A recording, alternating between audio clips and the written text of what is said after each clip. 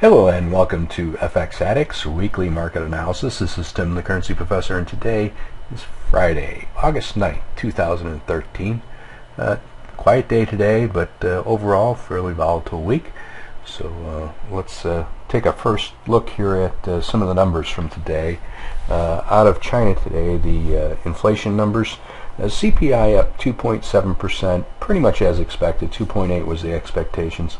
The PPI, though, down 2.3%. That's a little bit lower than the expectations at 2%, and now this is continuing for really just a little bit too long on the producer side. So this is putting a squeeze on some of the wholesalers as well as the manufacturers. The raw materials are costing a little bit less, so that means that manufacturers are getting less, and that it's not really helping out their bottom lines at all. So a little bit of a slowdown there indicating for China. Also in China, industrial production and retail sales. Industrial production up 9.7%, so that's a little bit more than expectations and the highest we've seen in several months. And retail sales up 13.2%, a little bit less than expectations of 13.5, as well as a little bit less than last month's 13.3. So overall, though, still an outstanding number and still very strong. And then in Canada today, employment numbers. The employment change down 39,000. Big surprise. We were expecting to see up 6,000, and that decline of 39,000 mostly attributable to smaller wage and government jobs. So not really a great sign at all, but it's only 1 month also. Last month was down just about 0.4 thousand on the employment change. So big change from last month, but overall we want to look at this number over time. On the actual unemployment rate, it ticked up to 7.2% from 7.1, so confirming the change there in the unemployed. So not very good for the Canadian dollar. As a matter of fact, it dropped quite a bit when that news came out, but it has since recovered pretty well. So overall, it's not necessarily a bad thing. Again, we have to watch several months of that number to really get a full handle on it. All right, let's go on to the technicals here. The euro against the U.S. dollar down about 37 today, finally looking like we're probably going to turn around from here. We're extended quite a bit, so pull back a little bit would be healthy, and then maybe another move up and make some new highs. The weeklies, if we switch to there, we can see this is now the 5th week up in a row. We're right up here at the at some pretty good resistance levels. Looks like it's going to have a hard time really going much beyond this.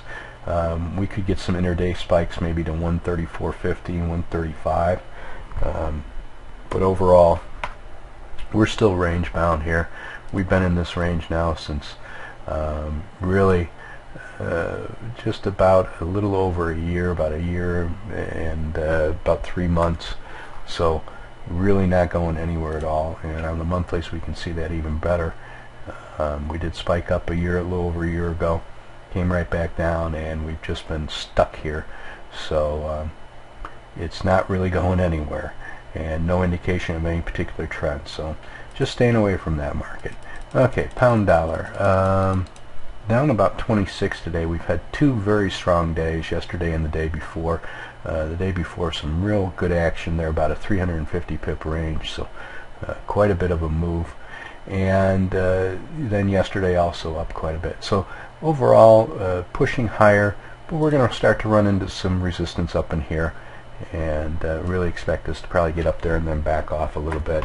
Probably make a second push up into there, but not meaningful.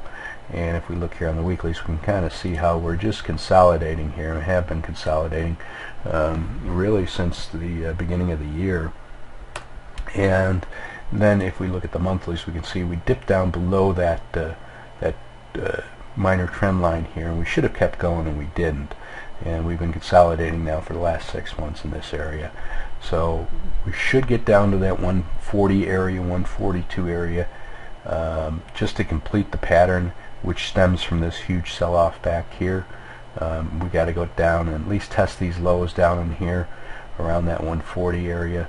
If we don't, I think our upside would be limited. We could pop back up above here, above this this trend line, and ultimately get up into here or even up into here, only to fall back again. So longer term, still pretty much sideways motion, and with a little bit of a downward bias. U.S. dollar against the Swiss franc bouncing a little bit today. We're up 22. We've had 5 full days in a row down, and down quite a bit. We've lost quite a bit of ground here in the last 5 days. So today a little bit of a bounce is kind of healthy. We should find some support down and now in here. We have this past right in here, and then quite a bit of consolidation over in here as well. So we should start to find somewhat of a bottom in here. We can see in stochastics here kind of oversold. If we look at the weeklies, we can see how we're really down here at the bottom end of this range. We could get lower, so certainly, but not a whole lot lower. There's certainly a lot of support down here. Now the monthlies, well, we're pushing up against this this long-term trend line, and that's probably the pressure that we're feeling on every time that we go up there. There's still a lot of selling momentum and selling thought process out there against the dollar and the Swiss. So at some point here this will turn around, we'll close up above this, and then the dollar will certainly take off quite a bit. U.S. dollar against Japanese yen had a bad week again this week. We're down at 33 today. Yesterday was our only up day. It does signal a little bit of a turnaround though, because we do have a little bit of a tail there, so maybe we'll find a little bit of support here. Bounce up maybe to around the 97.50, 98 area, somewhere up in there, and maybe then come back down and test these lows before we go up any higher. Now, really expecting us to probably consolidate in this area for some time. If we look on the weeklies, we can see here how we've pulled back. We made somewhat of a low down in here, popped up, and now we're coming back down. We could get down into this 93, 94 area and find some support there as well, and probably bounce around in this area for some time. Kick out to the monthlies here. We can see this is now our third month down. Of course, it's still early in the month, so a lot can happen, but a little bit of a corrective phase here, consolidation, would actually be healthy. We had this huge run up here on a very, very steep incline, so now we're backing off a little bit. We can move this out and down a little bit and get it to more of a reasonable angle, something that would give us a little bit better and more sustainable, I guess, type of move. So longer term, still looks good, still looks like we're going to run up, but a little bit of a correction here would be healthy for the market.